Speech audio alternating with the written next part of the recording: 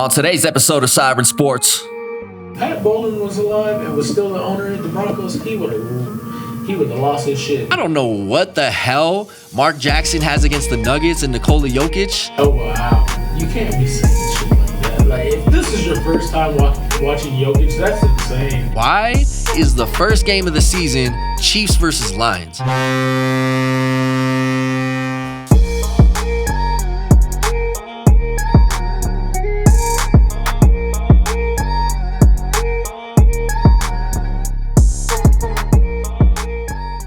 Welcome back, everybody, to episode number 6 of Siren Sports. I am your host. I go by the name of Town. Across from me, your co-host, Rico. How's it going, Rico? Yes, sir. Tired, but the grind don't stop. What can I say? The grind don't stop. We're at episode number 6. 94 left to 100. 94 left to 100. You heard it. We got the countdown going, and we're going to remind y'all. We're going to keep y'all posted. Been a crazy week in the world of sports, Rico. NBA playoffs, conference finals, got the schedule released for the NFL. Looking at that, man, it's gonna be a crazy couple months leading you up into the NFL season. With the NBA finals and everything going on there. What are your thoughts so far on how the conference finals are shaking out? It's getting good. My whole thing is, I would have never expected Miami, first of all, being up 2-0, and then the Nuggets being up 2-0. And they only need 2 more wins to be in the finals, so let's see what happens. And I'll tell you this now. If the Nuggets get in the finals, the city going crazy. The city's already going crazy. They going crazy, but it's going to be even more wild. Like, watching Game 1 and Game 2 at Ball Arena, the fans were going nuts. Like, Nuggets had all the momentum. Like, it brings another player into the atmosphere. Honestly, like, they have another man on the court, it feels like, with the fans there. It's definitely an added advantage, especially in Denver. You have the altitude, you have the crowd noise, you have the intensity that the Nuggets play with. When they're in front of their home court and they're juiced up, they're ready to go. They ain't playing around, and I respect it. Since we're already talking about the Nuggets and the Lakers, let's go ahead and start in the West. The way the Nuggets came out in Game 1, that's crazy. And we're able to just put the beat down on the Lakers. Of course, they made a furious comeback and almost made it like a game at the end, but the Nuggets found a way to pull that one out, and it took really clutch plays from role players to do it. You hear a lot of the talk about switching Hachimura over to guard Jokic, and the success that he found in Game 1 when they did make that switch, the other players had to step up, and they did. It was incredible. It was a team win. Most definitely, and then also at the same time, you have to look at what the Lakers did to start the game off. I think they messed up by going small because in the first half even in the first quarter they were getting out rebounded like 20-3 on the rebound, and I'm like, you can't play small. And putting Hachimura in did help them adjust more and make that strive to come back. But if you're the Lakers, you can't go small again and do that because Jokic was just dominating them. He almost had a triple-double in the first quarter, which is insane. Yeah, the amount of offensive rebounds that he was putting up, in the first quarter was crazy. I thought he was going to finish that game with like 30-something rebounds the way he was playing. Exactly. But he ended up with 21, so I think it was 34, 21, and 14 assists. Like, that man balled out. And that leads me to another point. Did you hear the controversy with ESPN's reporter Lisa Salters this week? Damn it, what Lisa say now? Okay. Lisa Salters, NBA analyst for ESPN, her job to watch the NBA and give proper analysis, goes on the Rich Eisen podcast and said that Game 1 was the first time she ever saw Jokic play. Oh, wow. You can't be saying shit like that. Like, if this is your first time watching Jokic, that's insane. And you're supposed to be an NBA analysis for ESPN. But that also shows you at the same time how it's been, because you see the Nuggets win and no one's talking about it. They're talking about how the Lakers lose and how do they respond. Like, it's crazy to see how the sports media is not giving any credit to the Nuggets at all for winning 2 games. Like, they're in the conference finals. Like, give them their fucking respect already. And honestly, I love the chip that puts on their shoulder, because it's funny, after game 2, Lisa Salters was actually interviewing Jamal Murray. And he said something along the lines of, well, if you've actually ever seen me play before, or if you've ever seen me play, like something along those lines, to send that little jab at her to let her know that, like, no, we see what you're saying out here. And then you have Mark Jackson. I don't know what the hell Mark Jackson has against the Nuggets and Nikola Jokic to not only leave him off of the MVP ballot, but he can't give a straight up commentary. His angles are so slanted towards the Lakers, I can't even watch the commentary. Hater. I don't really understand that. You have these commentators commentating on games, and they're supposed to be partial, and you're sitting here trying to defend the other team and just give hate to the other team. Like, I don't know what Mark Jackson's problem is, but you're obviously not doing your job as analysis. You're supposed to be talking about both teams and not hating on the other team. But like I said, this has a lot to do with the media caring more about how the Lakers respond instead of the Nuggets winning.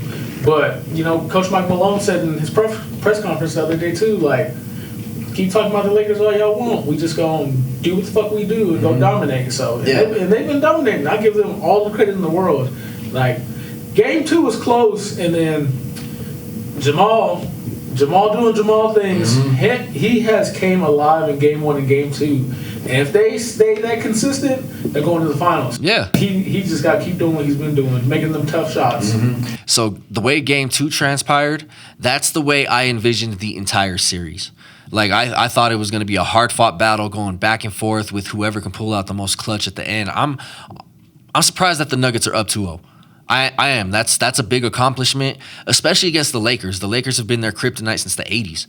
And to finally be at the peak of where we're supposed to be going against this team that is just media darlings, like, you know, people would rather put the Lakers up on a pedestal than realize what the Nuggets are doing. People would, the Lakers did this to lose, instead of giving the Nuggets the credit that they deserve for winning those games, for making those plays happen. And people got to understand, this Nuggets team now is better than their bubble team by far.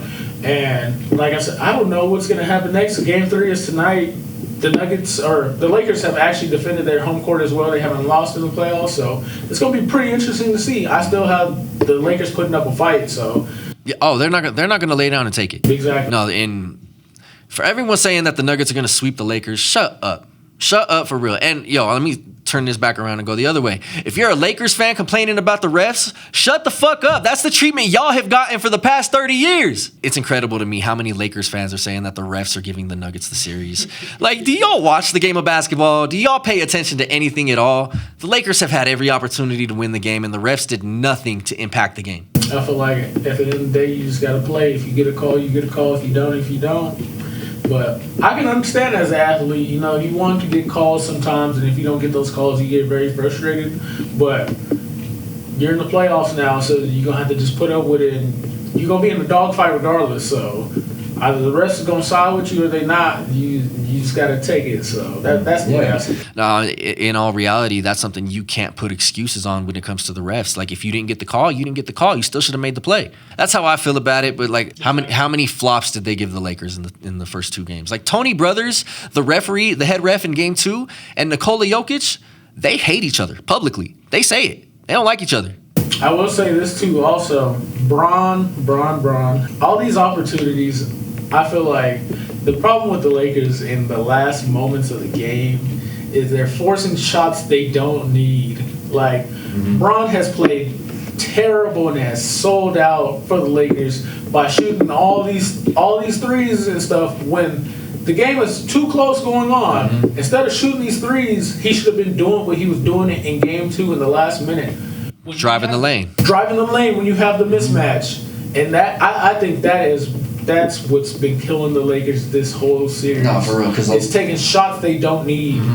A lot of times, like, especially in the later moments of the game, you would notice Jamal Murray was on LeBron. Exactly. Like, Murray's good, but he's not stopping LeBron from getting to the paint. Exactly. You're driving the lane, you're going for the dunk or layup. Somebody might try to come down and double, But then they're pulling themselves away from their man, and you have an easy shot. You have an easy shot to someone that can shoot the three, or you can draw the foul. Mm-hmm. My observations with LeBron in the first 2 games of the series, he looks tired.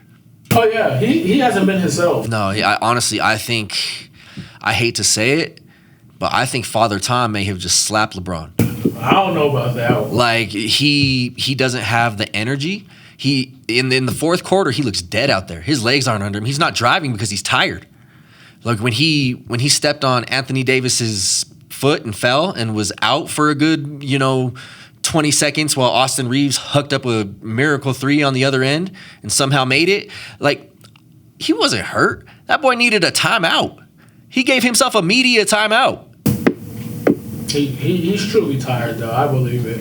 After having to play that tough 7 games against the Warriors, I think, what was it, 7? It was 6. Yeah. Six. Yeah, after the 6 games against the Warriors, then you're going straight into another series and you're having only really 1 day to rest and then you're playing another game. Mm-hmm. In altitude, too. In altitude. I can truly understand why he's tired, but at the end of the day, though, I still think Bron is going to have to step. I know, actually, that he will step up for these next couple games. He needs to. He doesn't have a choice. Like, I feel like it hurts his legacy if he doesn't do something to at least make an imprint on this matchup.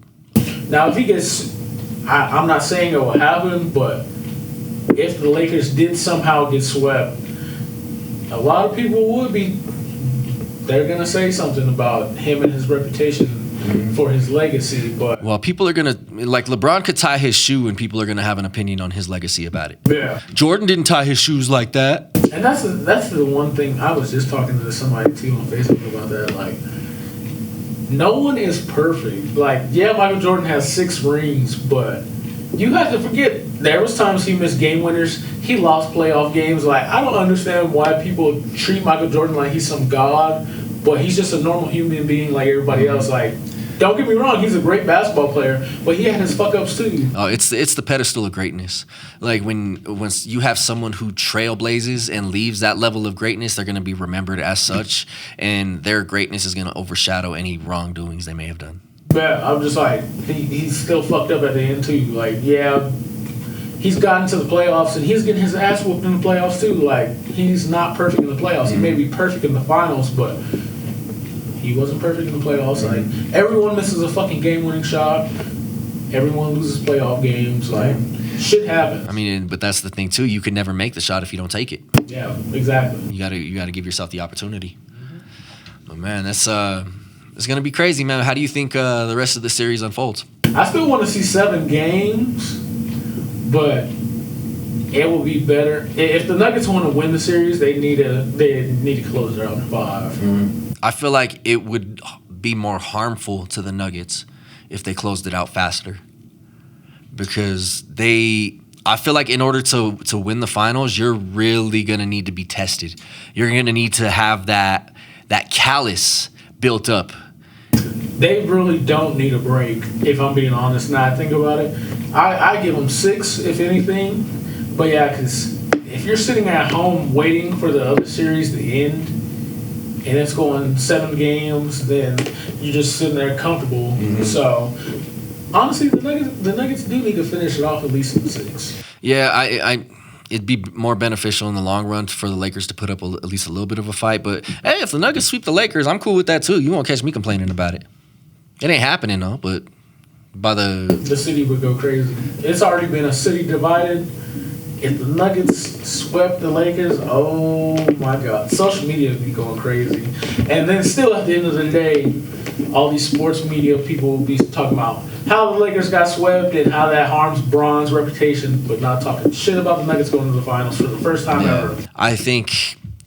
I think that continues even into the finals. Oh yeah. Like so if Boston ends up winning, if it ends up being a Boston-Denver matchup in the finals, the media is going to be slanted so hard towards Boston because they're the media darlings of the East. Boston and LA, those are the 2 favorites.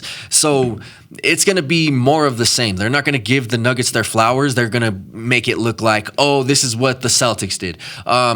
However, if it goes Miami-Denver, I feel like both teams are getting their flowers. I feel like both the media is not going to have a choice but to look at the finals and be like, okay, these two teams deserve it. If they knocked off Boston and LA to get here, like, we need to be paying attention. Exactly. That's the way I see it. Mm-hmm. But okay, so speaking of, we head over to the Eastern Conference Finals, man. Boston is down 2-0. Grant Williams poked the wrong fucking bear last night. Jimmy, Jeffrey, Butler, Jordan. I'm going to go ahead and get this out of the way. That man got the juice. What can I say? He's starting to show that he is the best playoff performer. Yeah. Like, this man is unstoppable. Grant Williams, you poked the wrong fucking bear. You could do that shit to Embiid. You can't do that to Jimmy Butler. And it's crazy because that end of the game, there was still like 6 minutes left when he did that shit. And they went on like a 24-6 run in the fourth quarter to finish it off. My thing is, I honestly think the Celtics' coach is honestly being outcoached too, because this man is throwing his clipboard, getting pissed. Like, he's pissed off. But what can you do? You got Eric Spoelstra as a great coach. You got Jimmy fucking Butler. Like, Eric Spoelstra is one of the most underrated coaches in the NBA.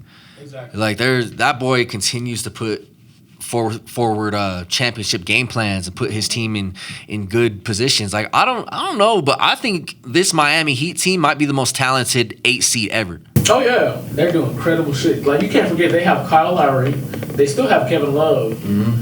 And, like, they have Tyler Hero, but he's injured, so he's out. So, but they got a very talented team for being the 8 seed. Yeah, like, they you got do. to give them their flowers. Definitely. No, especially to be up against Boston and the defense that they bring and the intensity that they play with. Last night, that intensity worked against them. And shout out to Jimmy Butler for being able to capitalize on that. Man, that was incredible. You say he's smoking that Celtics pack. He ain't lying. He's smoking on that green. My whole thing is, where is Jason Tatum in the fourth quarter? 2 games now, you're scoreless and have multiple turnovers. Yesterday, you didn't score any points in the fourth quarter. You get 5 turnovers. Like, what is going on, my guy? Like, if you want to cement your legacy and get to the finals again, back-to-back years, you got to show up in the fourth quarter. You can't just do it when you feel like it. Like, I don't know why he's struggling so much in the fourth quarter. I think it's just a credit to Miami and the defense they're playing and making it difficult for him. Tatum's one of those guys, he's very much like Jamal Murray. Like, he can just warm up and heat up at any time. So they have to be consistent and play defense on him. And shout out to them for doing it. You know, it's hard to keep someone like Jason Tatum scoreless in the fourth quarter. And they've been doing a phenomenal job. On the road. On the road. So I'm just like, my whole thing is, are you going to strike back? Because you down 2-0, you can't get swept. And there's going to be a lot of talk because somebody's supposed to be getting a bag this year during the off season. So yeah, it's going to be an interesting series, man. I didn't anticipate Miami being up 2-0.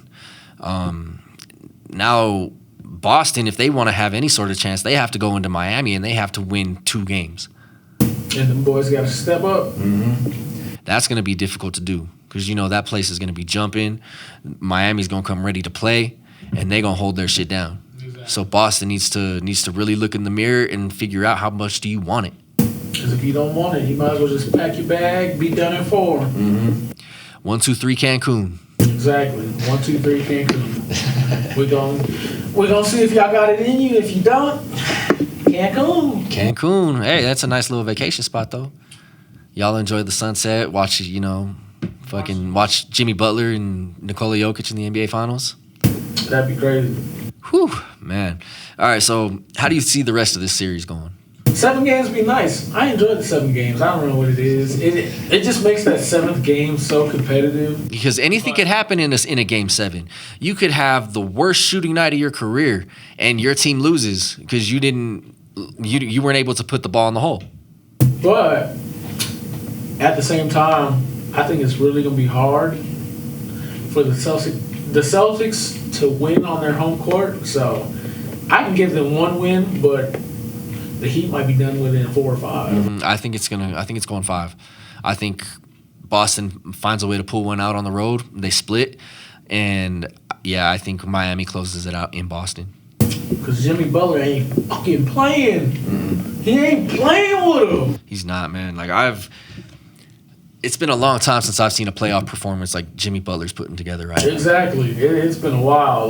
You can tell he wants it bad. The past 3 years, he's gotten so close and fallen short, but he wants to get back there and win a chip. Because if they win a chip, once in the offseason, you're getting more people to come play for Miami. So, well, it's not like Miami's not a destination as it is. Exactly. But they're going to be like, I want to go play with Jimmy. Yeah, exactly. And I'm hoping a lot of that comes with the Nuggets, too. Because Denver is not a premier free agent destination in the NBA. Now, in the NFL, especially when they had, Peyton Manning, and everybody and their mama wanted to come play with Peyton. But in the NBA, it's a different story. We're a medium-sized market with a very loyal fan base, and in terms of national attention, the Nuggets don't get it at all. Yeah, so it's very hard to see how the media reacts and treats the Nuggets. It's hard for me to not take that shit with a little bit of a chip on my shoulder. But man, shout out to them for using it as fuel. And that shit to the fire. In the words of Mike Malone, put that in your pipe and smoke it. Yes, sir. Smoke that shit. But I give them credit all in the world. I give them all the credit in the world. They doing their fucking thing. So. No, for real, they really are. And man, it's gonna be a crazy road to the finals. We're almost there, man. Almost there. Game 1 is in June. That's the crazy thing. June is in 2 weeks. So. Yeah, it's right around the corner, man. So. We'll be here the whole time, guiding y'all through, looking at these playoffs. It's been incredible, man. It's been incredible. Shout out to all the teams, all the coaches, all the players. Y'all are balling your asses off. Keep doing it up. It's very entertaining. We love to see it. We do. All right. I think we're going to move on to our next topic. We talking about the NFL schedule. Yeah. How you feeling about the NFL schedule, Rico? We got some pretty nice games that are happening this year. There's a lot of new faces playing against their old teams this year. It's going to be very interesting to see. No, it really is, man. And you look at the schedule and you, of course, you look at this schedule through last year's lens, of who the team was. Every year is different. Every year is full of surprises. There's always a worst to first. There's always a first to worst. There's some crazy shit that happens in the NFL, and it's unpredictable. And I like to look at the schedule and come up with how I think the season's gonna go. Never happens that way. Oh yeah, at all. But so how I think we're gonna look at the upcoming schedule is we're going to break down 3 of our most intriguing games. And I have 3, you have 3, so we're gonna bounce them off of each other. I'm gonna have you go ahead and start. Give me your third. Number 3, I'm going with an international game. I'm going with Chiefs-Dolphins in Germany. Oh, wow. Okay, that's going to be a good game. Yes. I mean, health pending. Health pending, exactly. So, that game, we get to see Tyreek Hill face his old team. And, the Dolphins got a stacked team, too. They just got Jalen Ramsey, too. Hopefully, Tua's healthy. And then you have Vic Fangio taking over that defense. You got Vic Fangio taking over the defense. And you got the 2022 NFL champs, Patrick Mahomes, Travis Kelce. Man, it's the Chiefs are so dominant. The Chiefs are such a powerhouse. The way they carry themselves both offensively and then the way they showed up in the playoffs on defense. Exactly. Now, granted, this isn't exactly the same team, but they're still going to bring that same core, that same energy, that same fight. I was looking at the Chiefs schedule, and honestly, I have a little bit of a beef with the way the NFL put the Chiefs schedule together. Why is the first game of the season Chiefs versus Lions? Yeah, I didn't agree with that. I really wanted Chiefs versus Eagles week 1. Chiefs-Eagles week 1 or Chiefs-Bengals. Yeah, or Bills because they played the Bills against you. I wanted that. But also, I give them shit for this too. I don't think this game should be in Germany. I want to see this game at Arrowhead. Yeah, I understand that. The NFL is hell-bent on going international. Yeah. Like they keep expanding, they keep, adding different games to different countries, London, Germany. Now I think that I heard something about trying to get a game in Mexico or something like that. So yeah, they won't have a game in Mexico this year, but the Jaguars will have 2 games in London this year. They may as well just move to London. I think there's been a lot of talk about it going on lately, so I think that looks towards that. So Got you. But I don't know how you can do that though. Have one team in London and then teams traveling back and forth. How I think that would have to work is they would have to give the London team their schedule in blocks. So you would have to say go to the States and knock out all your away games, and then fly back to London and have each team fly in to face you. Yeah, because I feel like it would just be a lot. You got to find a way to figure out how to do that because you're playing thousands of miles away from the United States. Yeah, and then you would have to also coordinate it with the other team's schedule. Like traveling to London and then back and then playing a game within the same week, that is crazy. It's insane because most teams that do it, when you travel over to London, the next week you have a bye. You have a bye, exactly. They try to work that in. And I don't know how you do it. I think the only way you could do it is if you added a second bye week. Yeah, that's the only way I see it happening. Mm-hmm. Yeah, it would have to be, each team would have to get 2 bye weeks, and then you would have one after an international game. Yeah. And I don't know. That just seems like too much logistically to try to put together. Exactly, and then it's a longer season. Mm-hmm. Who you got for your number 3? My number 3? Oh man, this is going to be a little bit more of a local reference, a local game. I got the Week 5 matchup between the Denver Broncos and the New York Jets.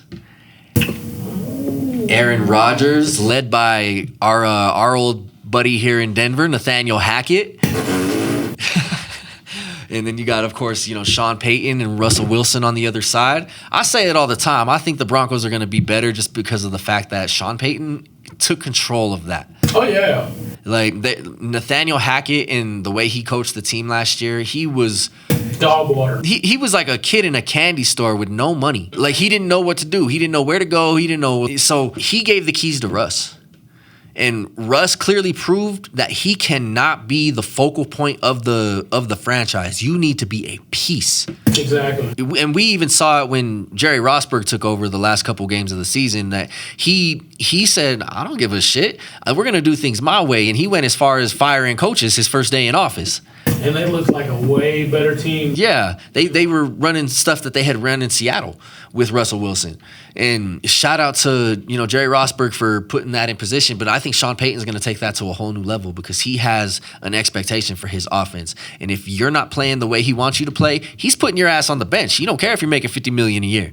And Russell Wilson, you don't get your own office no more. Russell Wilson, your personal quarterback coach, he ain't on the Broncos roster. He don't get a key card anymore. Those parking spots for Sierra, no one else's wives get that shit. Exactly. Take that shit away, bro. You are not special. You are a member of the team. Treat yourself accordingly. I think that was the huge problem with last year. And I'd say this: if Pat Bowlen was alive and was still the owner of the Broncos, he would have lost his shit. Mm-hmm. You don't get those type of privileges, and we're having a losing season. Yeah. Like, as a Broncos fan last year, it was embarrassing as hell to see the way they performed. Mm-hmm. Like, I felt so bad for the defense that they had to go out every single Sunday and deal with the bullshit that the offense were doing. It was like the 2015, 2016 seasons all over again with a tremendous defense, but a dog water offense. Exactly. And at least in those seasons, we took a team to the Super Bowl and won with that, which was an anomaly. That's not ever going to happen again. And then, the next year we had a winning record as well, but, didn't make the playoffs. So I think that's more of a testament to how good that 2015 defense was. Because no fly zone. Yeah, no fly zone. Okay, man. So what's your number 2? Y'all might get mad, but I hope people just don't think I'm putting Chiefs on here, just putting them on here. But my number 2, I got Chiefs Eagles Week 11 in KC. Super Bowl rematch at Arrowhead Stadium. Like that's the thing that like it's not really discussed. Like the Super Bowl's a neutral site. Exactly. So there's not really an advantage. But you take the Eagles going into Arrowhead, that is going to be a test of all tests. And it's a Monday Night Football game. But also at the same time, you know, KC, they got diehard fans, but Eagles fans I hear travel very well too. So it's gonna be an interesting matchup. You know, I want to see the rematch and see how it plays out now, because it was a great Super Bowl. The ending may have been bad, but it was a great Super Bowl. So I want to see this rematch. No, for sure. I want to see the rematch too. The Super Bowl did end a little controversially, but again, we go back to what we said earlier. You can't have the refs be the excuse why you didn't win a game. Exactly. You have to look at yourself in the mirror. And, you know, from my understanding, Jalen Hurts has done that. Jalen Hurts has looked at himself in the mirror and said, I need to be better. I need to do more to lift this team up. And if I do more, my teammates will do more. And then it's a chain effect that all of a sudden you have a whole team that's playing for each other. And a little off topic, but it's relatable. That's where someone I feel like Joel Embiid is not on the same caliber. That's where he's lagging. Because after getting eliminated, instead of taking responsibility for not doing enough for your team, the first thing you do is throw your teammates under the bus for them not doing enough. Exactly. Like, no, you're the MVP of the league. You're the alpha of that team. You need to take responsibility if your team loses. That's on you. It don't matter what your teammates did. And that's what I love about Jalen Hurts. Like, he has gone through so much since he was at Alabama. Like, that man's a natural born leader. Mm-hmm. Like, he knows when he has a bad game, that's on me. It's back to the drawing board. That man's just a great leader. What can I say? Yeah, I want to see him do it with consistency. Yeah. Like, he's gotten better every year. So I don't want to see him take a step back this year. At all. Because he played phenomenal last year. He did. I want to see him excel more. I want him to be more in the MVP talk this year. Yeah, he should have been right there last year too. Exactly. He played. I think it was the missed games towards the end of the year that kind of. That's what it was. Yeah, but yeah, man. So that's your number two. My number two. Oh man, I think the Eagles deserve a spot on this list as well. We're going to go the Week 12 matchup. Philadelphia Eagles, San Francisco 49ers rematch of the NFC Championship game. I was going to put that on there, but I changed it because I think I have a great number one. So I was just like, let me take that off the list. But that one is going to be great too. I don't even know who's going to be the quarterback for the 49ers when that game happens. There was rumors Purdy might be out the whole year, huh? Yeah, so it's probably going to be Trey Lance. If it's Trey Lance, like, you know what? At least at that point, the Niners would have a quarterback. In the NFC Championship game, they didn't. Yeah. Like, they were on practice squad quarterbacks at that point. So it's going to be good, even if it is Trey Lance, which I still struggle to see the worth of trading 3 first-rounders for Trey Lance. Like, but even if it is him, at least they have a quarterback. At least they have someone who can keep it somewhat competitive. Yeah, because that game last year, oh boy, the Eagles ran them out of the stadium. Oh, like it's fair to say though the Niners knew they didn't have a chance. Oh yeah. Like the second Purdy went down, you know that whole team was deflated. Exactly. It just went bad from there. But I think if both teams stay healthy, that's gonna be a great game. It won't be a blowout like it was. No, definitely not. And I think that's where someone like Kyle Shanahan is gonna really scheme his offense. Like growing up, watching Mike Shanahan and the way he operated the Denver Broncos offense translate to how Kyle runs the West Coast offense in the same way, but his own wrinkles to it. That man is a genius. Oh yeah, because McCaffrey be running the rock. He gets his touches too. Mm-hmm. They implement run plays with Debo. And then you have, like you said, Debo Samuel. You have Brandon Ayuk. You have playmakers all over the field on the offensive side for the Niners. You got the best blocking tight end in the league, George. And see, we talk about the players, and we barely get to George Kittle, who's one of the best in the league. So they have all the tools to make it happen. That defense, crazy too. It's just a matter of if everybody can stay healthy and if they can put it all together. Yeah, the Niners, man, they're gonna. I know they have a chip on their shoulder with the way that that NFC Championship game happened. They got a bad taste in their mouth from that. Oh, for sure. and I'm sure their fan base does too, and I'm sure they're looking forward to their opportunity to get back at them. All right, you ready for my number one? All right, let's hear your number one. My number one, Bills, Jets, Week 1, Monday Night Football. Monday night, the debut of Aaron Rodgers in his Jets jersey. I'm going to say this now. I think this game will show who wins the division. Okay, you putting it on a Week 1 matchup? I'm putting it on a Week 1. Okay, I'm putting it on a Week 1. Like me personally, I lean more towards that being decided in the second matchup. The AFC East is going to be such a crapshoot this year. Aaron Rodgers is a huge X factor in that division. If he plays up to his MVP level, they're going to be competitive in it. If Josh Allen plays up to the MVP level that he can play at, they're going to be competitive in it. I mean, honestly, let me rephrase that. They're going to be competitive in it anyway because of Josh Allen. Tua, if he can stay healthy, I think that team can make a real push in the AFC East. Patriots, but I think the Bills is going to win it again, though. It wouldn't surprise me. I think it's pretty much, ever since Brady left, it's their division. So being second place between Dolphins and the Jets, it's going to be a toss-up, but I think the Bills got it. Yeah, I can definitely see that happening. They're the most consistent. They're the most pedigreed champions in that division right now. I could see 3 teams from this division making the playoffs. Oh yeah, I can see all 3 of them making the playoffs. Man, that's a crazy matchup, man. You with Aaron Rodgers switching conferences, going to play now. You're gonna get 2 matchups a year with Josh Allen, 2 matchups a year with Tua, and it's crazy, man. Like it's gonna be a big experiment. Yeah, that's gonna be a tough division. Ooh. Very tough division, man. I still got the Bills. I got the Bills winning Week 1 now. Okay. How do you think Aaron Rodgers does? Like in terms of, does he come out and light it up, or does he come out and have to work his way into the offense? Since Hackett's the OC, I don't think he'll have problems. I don't think he'll struggle unless Father Time catches up to him and he's just not the player he is anymore. He'll struggle, but I don't see him struggling to start it off because they're so used to running the offense together. So. Yeah, my biggest thing that would possibly say that he might struggle is, yes, Nathaniel Hackett was the offensive coordinator in Green Bay, but that wasn't his offense. Exactly. Yeah, that was Matt LaFleur's offense that he ran. And, it was LaFleur calling the plays. It was LaFleur making the decisions. So if Nathaniel Hackett has that power where he proved that he couldn't handle it last year in Denver, I could see that really putting a roadblock in Aaron Rodgers in that New York offense.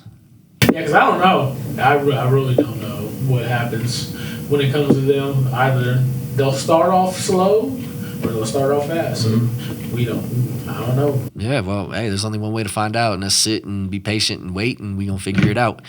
But that's a great number one.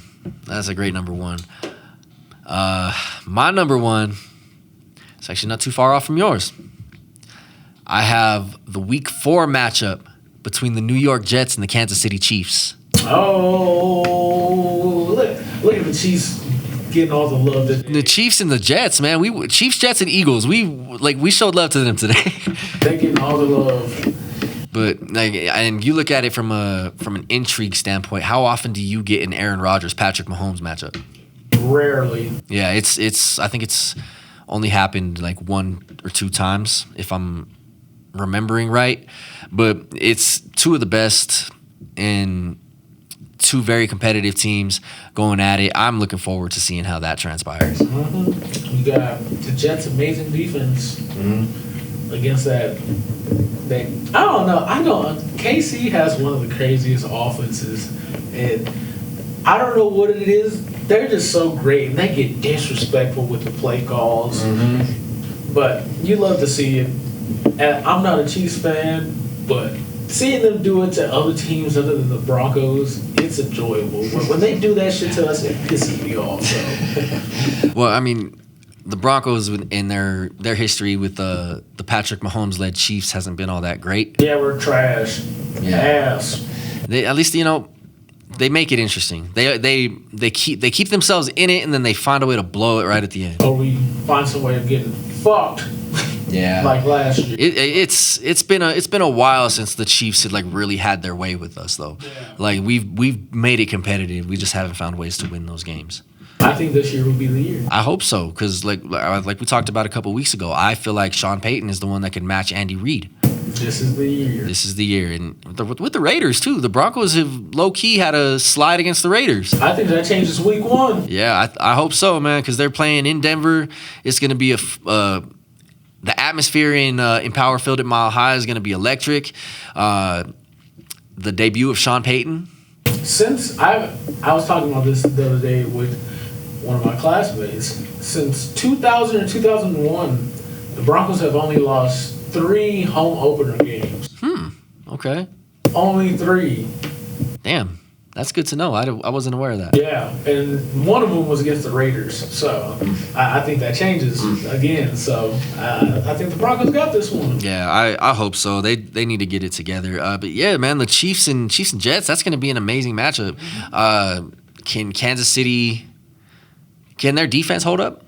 That's what we're going to have to see. I mean, they showed up in the playoffs, but I mean, playoffs and regular season are very different things. Exactly. So, I don't know, man. And you look at the Jets offense with weapons like Breece Hall and Garrett Wilson and, Lazard, Alan Lazard. You're getting Randall Cobb. You're getting the whole... You're pretty much getting the Packers receiver core. Even I don't know what you want Randall Cobb for. I think it's just honestly, I feel like it's more of a veteran presence. I feel like it's someone who understands the system that's being run enough that he can guide the younger players to be in the right position. They try to get Odell. That's going to be interesting, though, seeing Odell in Baltimore. But, Odell, if he would have went to the Jets and been playing with Aaron Rodgers, that would have been crazy to see those two together. But is Odell going to be fully healthy? He had a whole season off, so I think he will be.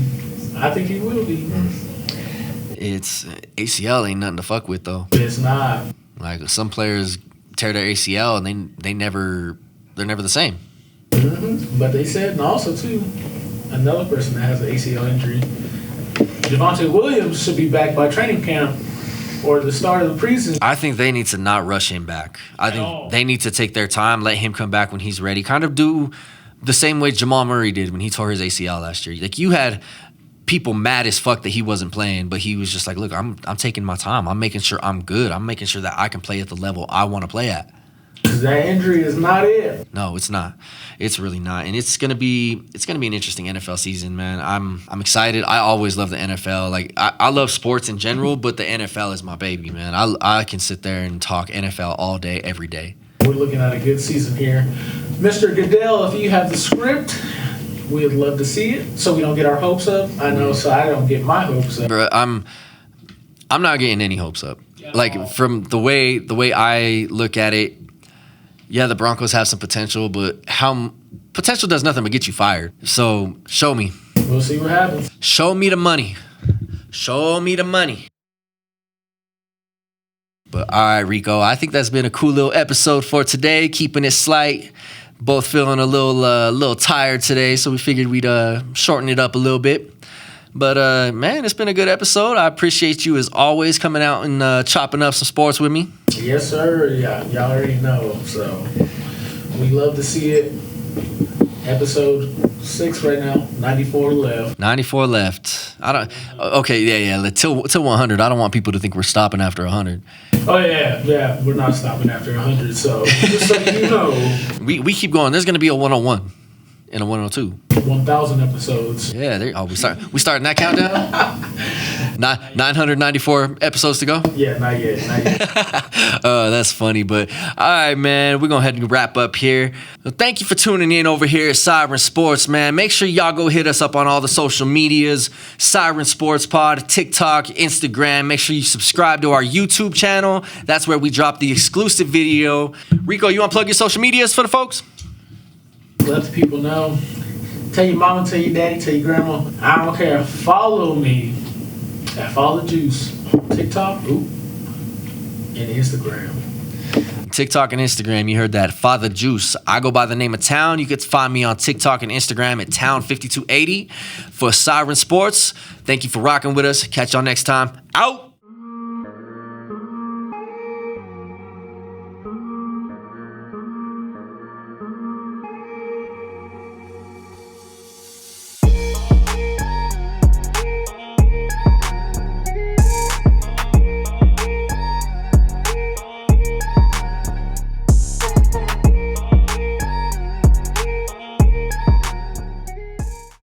Siren Sports is part of the Imprint Media Network.